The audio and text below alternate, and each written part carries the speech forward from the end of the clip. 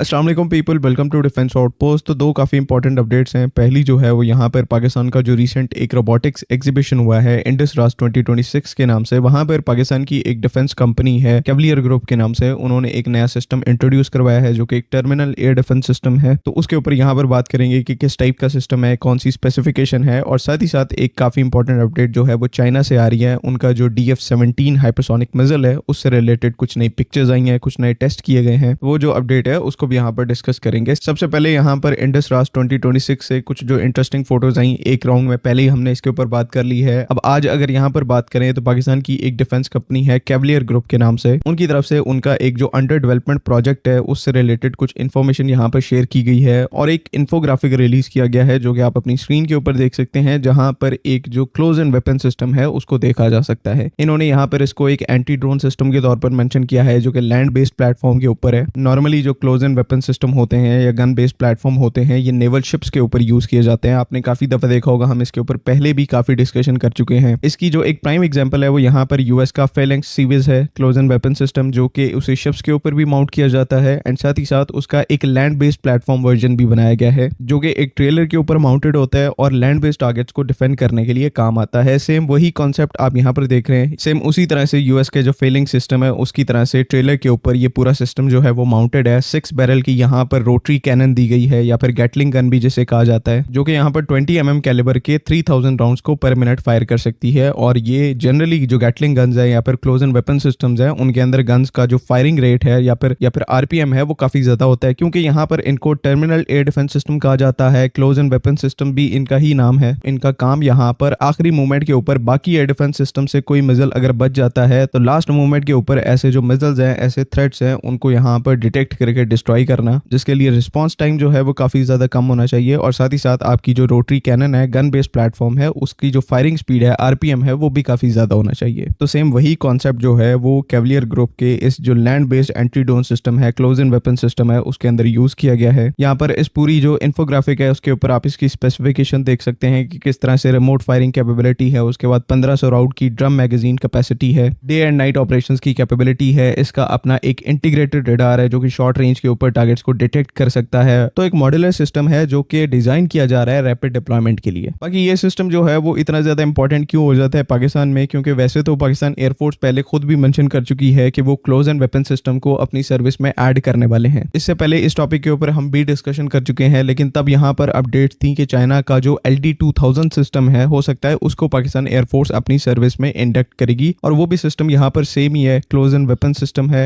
Anti drone role के अंदर use किया जा सकता है और इसी तरह से ट्रक माउंटेड है, लैंड बेस्ड टारगेट्स को डिफेंड करने के लिए यूज किया जाता है। लेकिन अब यहाँ पर पाकिस्तान की जो प्राइवेट सेक्टर कंपनीज हैं उनकी तरफ से भी इस सेक्टर के अंदर जो वेपन्स डेवलप करके पाकिस्तान एयरफोर्स को ऑफर करने की कोशिश की जा रही है, जो कि सॉर्ट ऑफ आप यहाँ पर कह सकते हैं कि पॉजिटिव डेवलपमेंट है। लेकिन चाइनीज जो LD-2000 सिस्टम है वो यहाँ पर एक रेडी सिस्टम है और कैवलियर ग्रुप का ये जो क्लोज एंड वेपन सिस्टम है ये अभी डेवलपमेंट फेज में है। अगर टाइम पर इस पाकिस्तानी सिस्टम की डेवलपमेंट जो है वो कंप्लीट हो जाती है और ये अपनी कैपेबिलिटी को प्रूव कर देता है तो नो डाउट इसमें ये पाकिस्तान एयरफोर्स के लिए बेस्ट ऑप्शन है, बजाय इसके कि चाइना से हम ऐसे क्लोज एंड वेपन सिस्टम को अक्वायर करें। हमेशा से अपने बनाए हुए सिस्टम को अक्वायर करना यहाँ पर सबसे बेटर होता है, क्योंकि फ्यूचर में भी उससे रिलेटेड आप यहाँ पर अपनी जरूरत के हिसाब से उसके अंदर मॉडिफिकेशंस कर सकते हैं। बाकी इन सिस्टम्स की जरूरत पाकिस्तान आर्मी और पाकिस्तान एयरफोर्स को क्यों है, इसके ऊपर हम पास्ट में भी बात कर चुके हैं कि किस तरह से जो लॉन्ग रेंज के एयर डिफेंस सिस्टम्स हैं वहां पर पाकिस्तान के पास अच्छी खासी कैपेबिलिटी मौजूद है। लेकिन जो एक बड़ा गैप यहाँ पर एग्जिस्ट करता है वो शॉर्ट रेंज के एयर डिफेंस सिस्टम्स में करता है, जहां पर हमारे पास जो एयर डिफेंस सिस्टम्स हैं उनका नंबर काफी कम है। और इसी एक गैप को क्लियर आउट करने के लिए एक तो इंडिजिनसली यहाँ पर लो मैड कैटेगरी के एयर डिफेंस सिस्टम्स के ऊपर काम किया जा रहा है, यानी कि low to medium altitude air defence system, जो कि हमारी कंपनी गिड्स इस टाइम के ऊपर डेवलप कर रही है। और ये जो क्लोज एंड वेपन सिस्टम्स हैं जिनको पाकिस्तान एयरफोर्स ने शोकेस किया था कि वो इंडक्ट करने जा रहे हैं, वो वेरी शॉर्ट रेंज के एयर डिफेंस सिस्टम है या फिर उन्हें टर्मिनल एयर डिफेंस सिस्टम भी कह सकते हैं। यानी कि ऐसे मिसाइल्स जो कि लॉन्ग रेंज के एयर डिफेंस सिस्टम किसी वजह से इंटरसेप्ट नहीं कर पाते, उनको फिर ये जो टर्मिनल एयर डिफेंस सिस्टम है, शॉर्ट रेंज के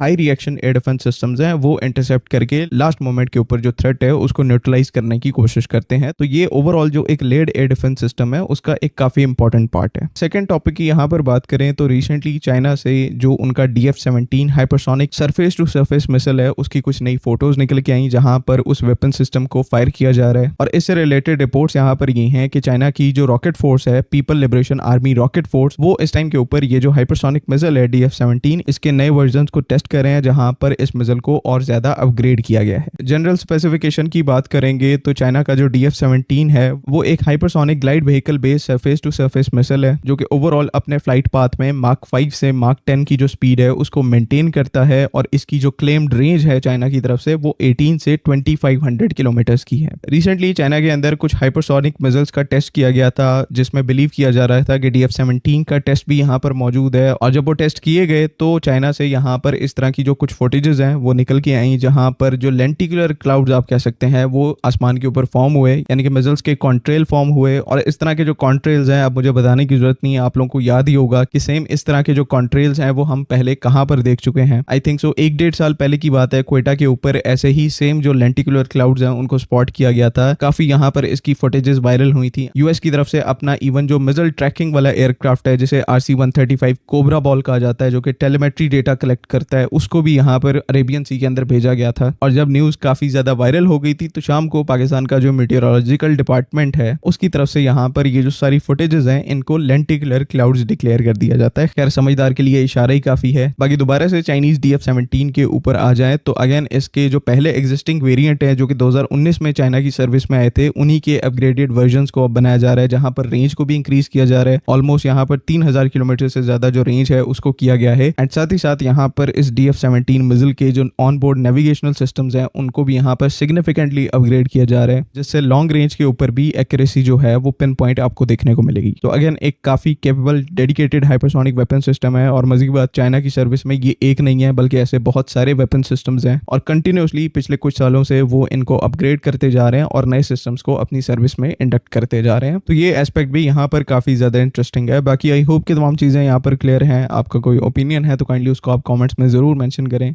अगली वीडियो तक के लिए अल्लाह हाफिज़। पाकिस्तान जिंदाबाद।